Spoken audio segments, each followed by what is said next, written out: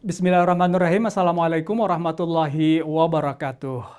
Pemirsa, kita akan berbincang-bincang kembali dalam acara Jendela Dunia dan kita masih akan mengeksplorasi terkait dengan perang dan agresi Amerika Serikat dan Israel terhadap Iran dan juga secara keseluruhan terhadap poros perlawanan di Timur Tengah. Dan dalam bincang-bincang ini kami hari ini ditemani oleh Bapak Dr. Juliadi MPD, seorang direktur dari Institut Al-Hikmah Makassar sekaligus juga direktur Poros Al-Quds Makassar. Dan beliau juga adalah pengamat Timur Tengah, hadir bersama kita untuk membicarakan tentang aspek-aspek edukasi bahwa kita ketahui yang namanya pengalaman adalah guru yang paling baik. Karenanya kita akan melihat perang ini dari sisi bagaimana kita bisa mengambil pelajaran darinya. Nah, sebagai pembuka, silakan Bapak Dr. Juliadi memberikan sambutannya terlebih dahulu. Assalamualaikum warahmatullahi wabarakatuh. Saya pribadi mengungkapkan ucapan terima kasih yang sebesar-besarnya sudah menjadi tamu di IRIB dalam diskusi kali ini. Sebuah kesyukuran dan kebanggaan bagi kami pribadi. Dan juga mungkin saya akan menyapa seluruh penonton IRIB TV dimanapun berada, bahwa alhamdulillah hari ini semua pikiran kita, mata kita tertuju kepada Iran hari ini atas agresi yang dilakukan oleh Amerika dan Israel yang sampai hari ini walaupun masih dalam kondisi gencatan senjata, tapi peluang akan terjadinya perang itu masih terus mengundang berbagai macam analisis kemudian hari ini. Mungkin itu lebih dahulu, mungkin terima kasih banyak. Ya, makasih. Dan saya dari IRIB Saleh Lapadi, kita akan memulai dengan pertanyaan yang pertama dan kita akan melihat bahwa serangan yang dilakukan oleh Amerika Serikat dan Israel, jangan lupa bahwa kedua kekuatan ini adalah dua kekuatan yang memiliki senjata nuklir. Mereka menyerang, mengagresi Iran, padahal Amerika Serikat masih dalam situasi berunding dengan Iran. Ini tentu sangat menarik untuk dikaji. Bagaimana bisa kita masih tetap berunding tapi kemudian diserang? Ini yang pertama. Yang kedua adalah bagaimana Iran bisa bertahan selama 40 hari. Nah, mungkin Bapak Dr. Juliadi bisa menjelaskan terlebih dahulu bagaimana kondisi awal bahwa masih berunding tapi kemudian menyerang. Ini apakah dalam hubungan internasional hal seperti ini jamak terjadi ataukah tidak? Ini sebuah upaya untuk menginjak-injak hukum internasional. Tentu apa yang dilakukan oleh Amerika ketika melakukan agresi ketika masih dalam perundingan ini sudah menjadi rahasia umum bahwa itu melanggar hukum internasional. Tapi apa yang dilakukan oleh Amerika dengan tindakan ini justru kemudian hari ini kita lihat bahwa opini publik, kita tidak bisa nafikan itu, bahwa opini publik hari ini di seluruh termasuk di Indonesia. Saya kemarin sempat berjalan-jalan ke Kendari untuk berdakwah. Dan saya menemukan bertemu di situ kan kita tahu bahwa narasi anti Iran ini bukan sesuatu yang baru. Ini sesuatu yang sudah lama, Masya Allah. Dan kemudian dilakukan terus-menerus baik lewat media propaganda ini. Dan ya kita bisa katakan bahwa opini publik terhadap Iran, ya itu masih tanda kutip ya. Ya terburuk lah, misalnya masih negatif lah di dunia. Tapi dengan misalnya apa yang dilakukan oleh Amerika dengan agresi ketika misalnya masih dalam perundingan, ini kemudian mengubah opini publik dunia. Termasuk yang kemarin saya mau ceritakan, saya ya menjadi sangat positif gitu, sangat positif. Bahkan kalau di Makassar ya, bahkan di Sulawesi, ke kafe-kafe kita, bahkan di pos-pos itu orang sudah mulai berbicara tentang Iran. Itu sesuatu yang sangat luar biasa loh. Nah, itu ini yang sangat luar biasa. Bahkan keberpihakannya kembali bahwa Iran yang selama ini ada kata stigma Syiah dan lain-lain sebagainya, itu kemudian berubah. Itu kemudian nggak berlaku lagi. Kenapa? Karena isu kemanusiaan yang kemudian menjadi isu utama di dalam pandangan opini publik terhadap Iran. Nah, saya mau cerita sedikit Ya, ya, silakan. pengalaman saya yang sangat luar biasa. Ada seorang dosen di Kendari. Saya Hmm. perjalanan 2 hari ke Kendari dan kemudian bertemu yang selama ini sangat anti Iran, Hmm. sangat anti harga. Dia bilang saya ini sudah bertahun-tahun menerima sebuah stigma ajaran yang kemudian propaganda yang sangat dekat terhadap Iran, tapi hari ini saya berubah. Saya Ah, mendukung Iran. Bahkan iya, iya, menarik. kalau setelah perang ini, bahkan ini ada sebuah ucapan yang sangat luar biasa. Kalau sudah perang, negara yang pertama saya akan kunjungi dan tolong saya ditemani, saya akan pergi ke Iran untuk melihat langsung apa yang terjadi di Iran. Ya, Itu ya. luar biasa. Jadi ya mungkin bagi Amerika mungkin, dan ini juga kemudian misalnya kedikdayaan Amerika, adik kuasa Amerika yang Mhm. selama ini didengung-dengungkan, diagung-agungkan oleh media, ini kan juga kemudian berubah Ya, betul. terjadi peperangan. Ya. Jadi menurut saya ya mungkin ada plus negatifnya memang. Ya. Ya bagi ini sebuah pelanggaran, tapi bagi Iran ya ini sesuatu yang membuahkan hasil yang sangat luar biasa. Karena dengan sendiri otomatis opini publik kemudian berubah dan kemudian berpihak ke Iran. Mhm. Ya. Terus bagaimana Anda melihat bahwa Iran mampu bertahan sampai 40 hari? Bahkan mungkin begini, kalau ceritanya perang itu ada dua ya kira-kira ya, perang klasik sama perang asimetris begitu. Nah, apakah memang Iran dalam dalam strategi perang asimetris ini adalah tidak harus bicara kemenangan, tapi bagaimana Iran mampu bertahan lebih lama? Itu sudah sebuah kemenangan. Bagaimana menurut Anda? Ini juga ya boleh jadi itu juga salah satu barometer ya ukuran kemenangan untuk di perang asimetris ini, karena semakin lama perang maka kemudian akan semakin membutuhkan biaya yang paling banyak juga gitu ya pasti. Namun kalau misalnya saya karena terus terang pernah beberapa kali ke Iran dan kemudian menyaksikan langsung bagaimana budaya yang ada di Iran, ada sebuah yang kemudian menjadi sebuah catatan bagi saya. Nah, ini menarik. Ya, silakan. Misalnya, nah ini misalnya ukuran kemenangan. Misalnya Hitler ini kalau dalam kacamata masyarakat pada umumnya mengatakan atau memberikan justifikasi penilaian bahwa Hitler lah yang menandang orang Yahudi Hmm. kalah. Itu kan biasanya gitu. Ya. Atau misalnya Zero di Italia.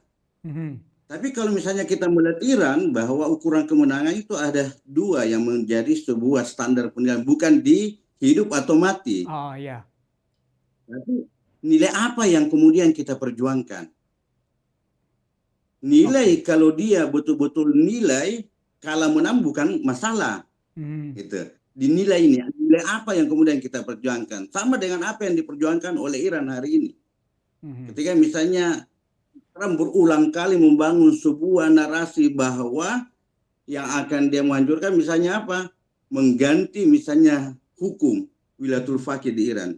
Ya orang Iran ya sebagai sebuah konstitusi negara, dia akan berjuang mati-matian mempertahankan hatta Ya. kemudian harus mengorbankan menjadi syahid. Itu yang jadi masalah. Yang kedua, bahwa di dalam melakukan misalnya pergerakan ini ukurannya satu lagi, kebebasan. Ya. Bahwa kita melakukan itu bukan karena terpaksa, itu karena sebuah pilihan ideologis.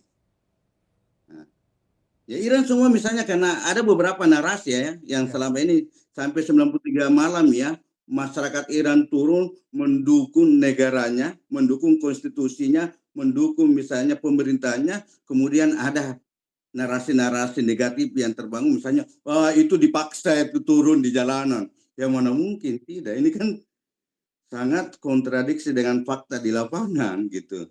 Bahwa itu adalah pilihan mereka. Itu. Kenapa? Nah, sehingga nilai ini dan kebebasan inilah bahwa kita melakukan sebuah perlawanan betul-betul karena kebebasan kita itu pilihan. Dan ini kemudian kita lihat di dalam kondisi Iran, mulai pemerintah, militer dan masyarakatnya satu.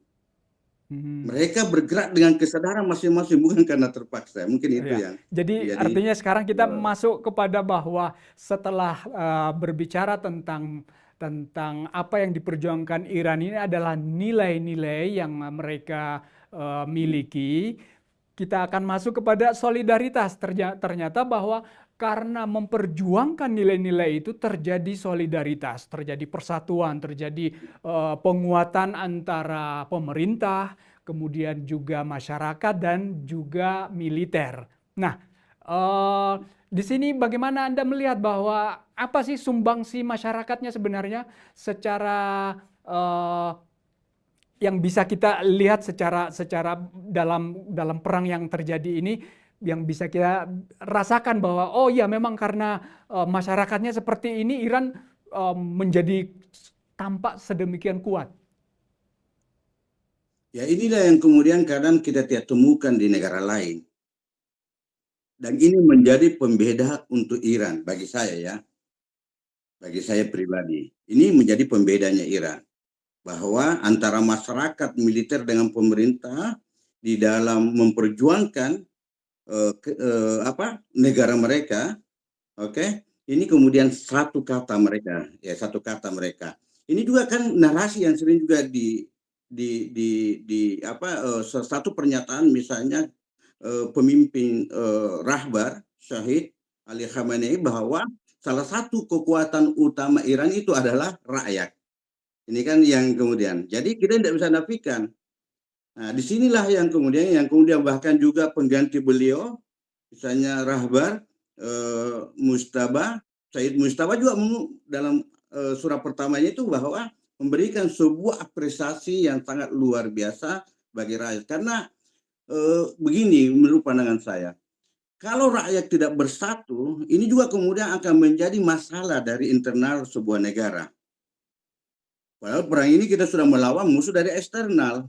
Ya, ya. Kalau misalnya ada celah musuh eksternal menggunakan rakyat untuk kemudian menghantam dari dalam, justru ini akan menjadi faktor yang kemudian akan mempercepat kekalahan Iran. Tapi alhamdulillah karena mereka bersatu sehingga sampai hari ini insya Allah masih tetap teguh dan kemudian ya kita bisa katakan bahwa Iran dalam posisi menang hari ini. Oke, jadi karena kita sudah bicara tentang solidaritas masyarakat, karena ini juga di Iran adalah sebuah negara yang modelnya itu dipimpin oleh ulama. Nah, bagaimana Anda melihat sumbangsi dari para ulama? Kita mungkin Anda bisa menjelaskan lebih universal bahwa tidak hanya di Iran, sumbangsi ulama bagi peran yang ada untuk melawan Amerika, tapi juga mungkin ulama yang di tempat lain, boleh jadi di Timur Tengah itu sendiri ataukah mungkin di Indonesia. Eh, Iran ini menjadi salah satu negara fenomenal bagi saya. Ah, ya. Kenapa? Karena tidak semua ulama nantinya yang bisa kemudian menjadi garda terdepan, aktor utama untuk melawan penjajahan. Ya dulu misalnya di Indonesia juga kita saksikan bahwa dalam sejarah-sejarah yang kita baca, itu ulama banyak yang kemudian menjadi pahlawan. Tapi dalam konteks hari ini, ya ini kemudian menjadi sebuah tanda tanya bagi kita bersama. Nah, perang ini yang kalau di Iran ini sangat kuat kita lihat pengaruh mereka. Kenapa? Karena mereka bukan hanya kata-kata perlawanan yang mereka ucapkan, bukan cuma kata yang menjadi ukuran, tapi ditandakan juga. Sehingga ini yang kemudian menjadi pengikat bagi masyarakat bahwa mereka tetap satu kata, kolektif di dalam melakukan sebuah perlawanan. Kenapa? Karena kalau dalam salah satu teori pendidikan, perilaku kita ini kadang itu buahnya dari pikiran kita. Jadi ada kalau nggak salah ya pernyataan Ali bin Abi Thalib, jaga pikiranmu karena itu akan menjadi perkataanmu. Jaga perkataanmu karena itu akan menjadi perbuatanmu. Perbuatan itu akan menjadi habit, kebiasaan kita. Hari ini misalnya, jadi ulama ini misalnya lewat pengajian-pengajian dia, itu membentuk sebuah paradigma pikir. Tidak ada perilaku kolektif akan lain kalau misalnya cara cacat kita masih cacat berpikir, itu kan yang jadi masalah hari ini. Iran yang kemudian kalau pandangan kita ini termasuk masyarakatnya level menengah ke atas lah. Hmm.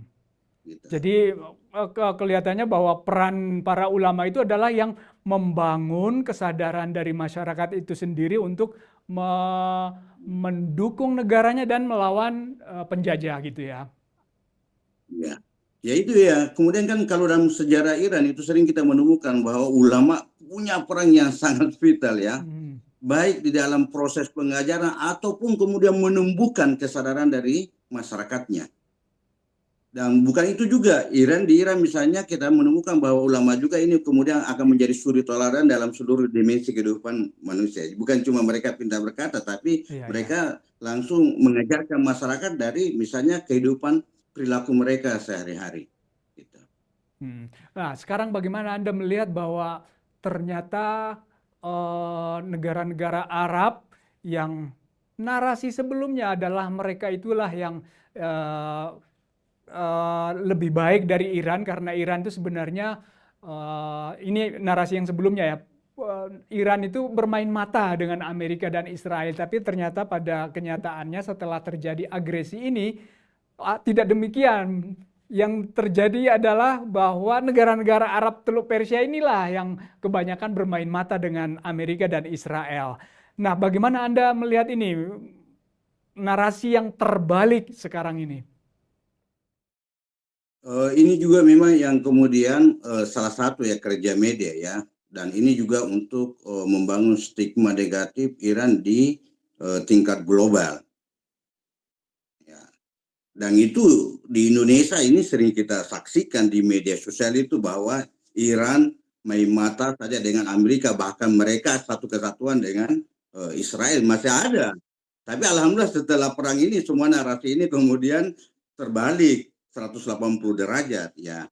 Nah, kita lihat misalnya memang narasi ini ya sebuah narasi global yang jadi masalahnya. Ini sebuah narasi global dan kemudian kalau dalam bahasa propaganda bahwa satu eh, keburukan diulang, satu kebohongan diulang-ulang 1000 kali akhirnya kemudian diterima oleh masyarakat menjadi sebuah kebenaran. Ini kan ya, tapi alhamdulillah Iran ya sudah berupaya semaksimal mungkin untuk menjelaskan bahwa narasi itu tidak benar, tapi ya kita tahu bahwa media juga sangat kuat mempengaruhi masyarakat.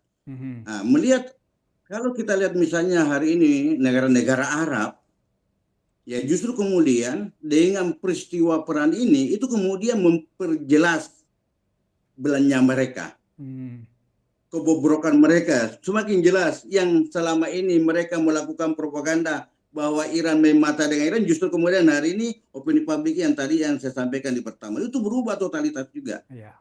Nah, cuma kan alhamdulillah Iran juga tetap bagaimana karena pernyataan Rahbar bahwa tetangga ini harus menjadi prioritas utama kita gitu. Kecuali mereka misalnya betul-betul turun melakukan agresi langsung terhadap Iran. Kalau tidak ya kita adem-adem saja. Karena memang prinsip misalnya dalam doktrin agama perang kita bahwa Islam ini tidak pernah perang itu dia hukum sekunder bukan hukum primer. Hukum primer itu adalah perdamaian. Ya, perdamaian. Nah, perang itu hukum sekunder. Kecuali kalau kita diperangi ya terpaksa kita harus membalas. Dan ini yang selama hari ini kita saksikan Iran perangkan. Anda sekarang bagaimana melihat kan tentunya bahwa negara-negara Arab Teluk Persia itu ya namanya juga punya kepentingan banyak ya, tidak hanya bicara tentang persaingan dengan Iran, tetapi mereka juga punya kepentingan apalagi setelah Iran bersikeras untuk menutup Selat Hormuz, masalah ekonomi pun muncul dan itu merebak ke bahkan seluruh dunia sekarang. Bukan hanya yang dirugikan adalah negara-negara Arab Teluk Persia yang mengekspor minyak, mungkin LNG ataukah mungkin gas helium dan lain-lainnya.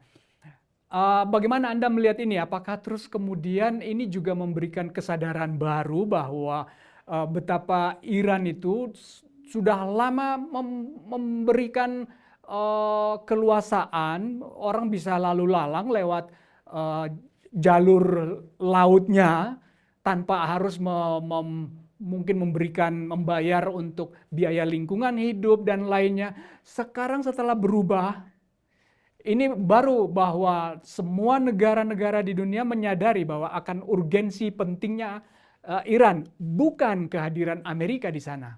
Ya ini juga kalau kita lihat misalnya salah satu faktor kekuatan Iran, ya inilah bahwa Iran memiliki Selat Hormuz yang sangat strategis, yang sangat mempengaruhi ekonomi global.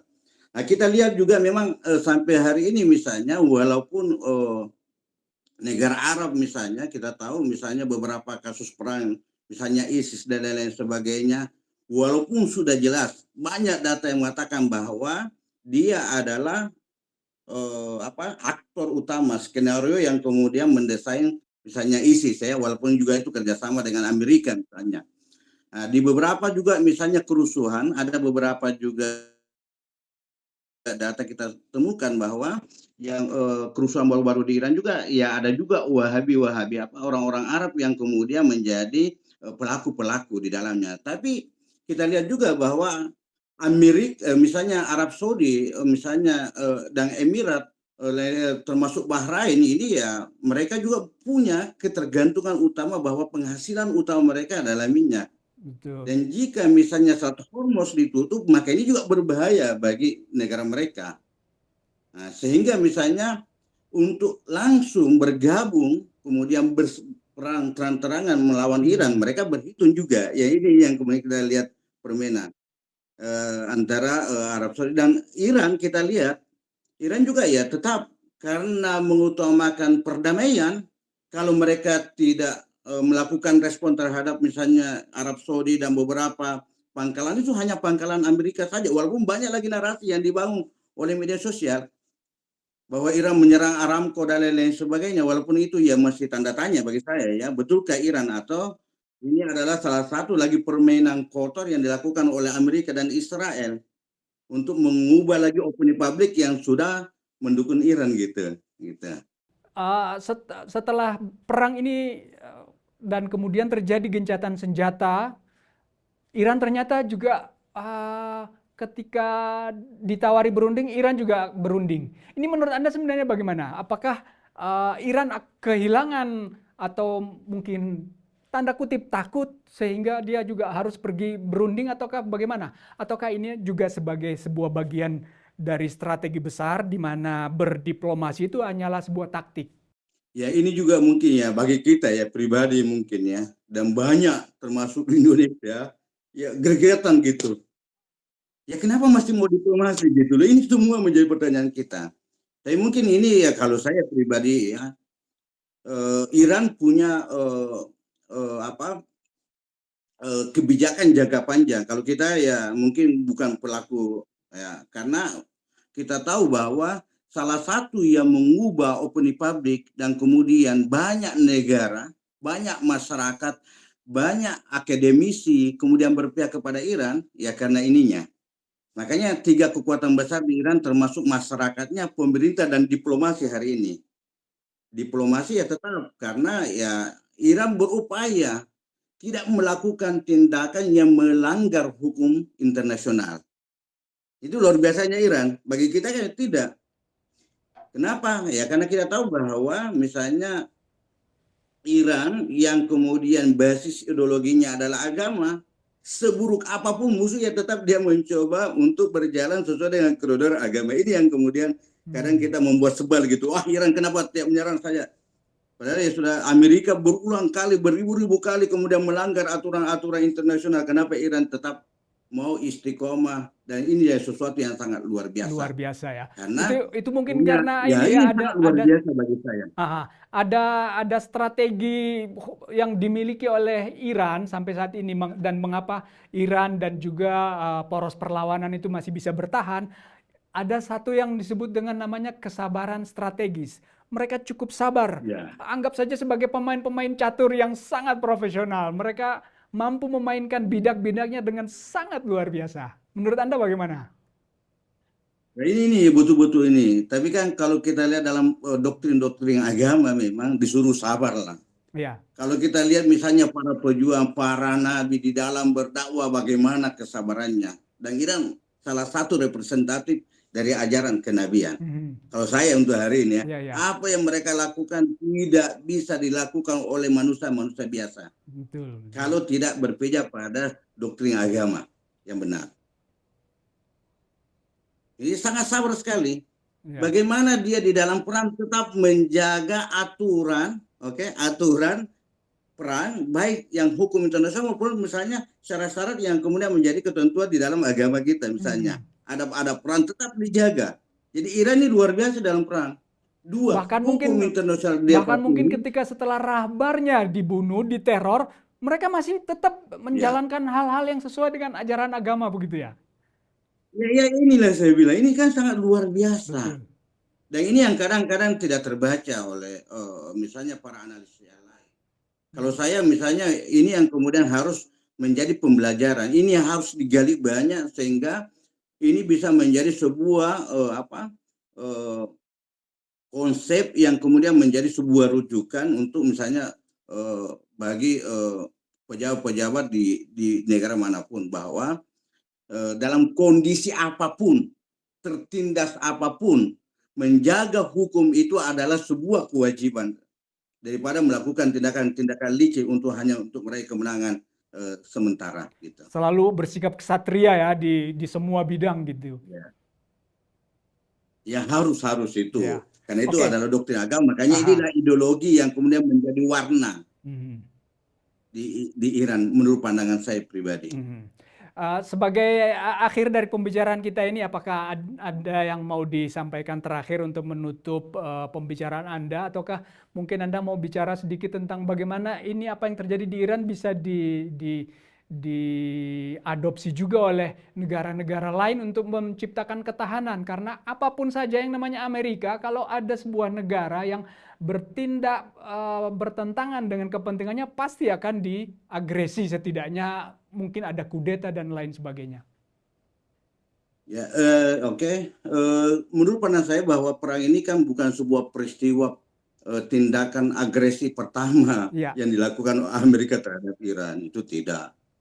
Kalau ini yang pertama dan Iran sebelumnya baik-baik saja, itu bukan sesuatu yang wahai bagi Iran. Mhm. Tapi Iran ini sudah mulai awal revolusi, Mhm. berbagai macam cara sudah Ya. dilakukan oleh Amerika untuk menumbangkan revolusi ini. Itu kan, Ah, dan kemudian melakukan agresi setelah di embargo maksimal yang sangat luar biasa. betul. Teror di mana-mana dan kemudian Iran tetap bertahan, sehingga bagi kita betul bahwa seyogianya bagi negara yang mau independen, Mhm. oke, punya ketahanan pangan sendiri, Mhm.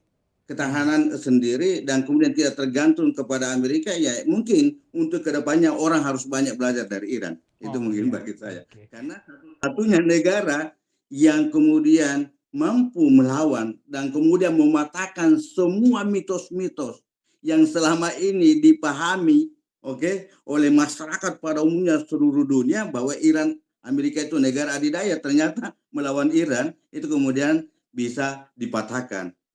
Itu semua. Oke, terima kasih Bapak Dr. Juliadi, Direktur Institut Al-Hikmah Makassar dan sekaligus juga Poros Al-Quds dan pengamat Timur Tengah yang telah bergabung dengan kami dan menjelaskan pandangan-pandangannya tentang apa yang terjadi dalam perang dan agresi yang dilakukan oleh Amerika Serikat dan Israel terhadap Iran dan pelajaran yang bisa kita ambil darinya. Terima kasih sekali lagi. Wassalamualaikum warahmatullahi wabarakatuh.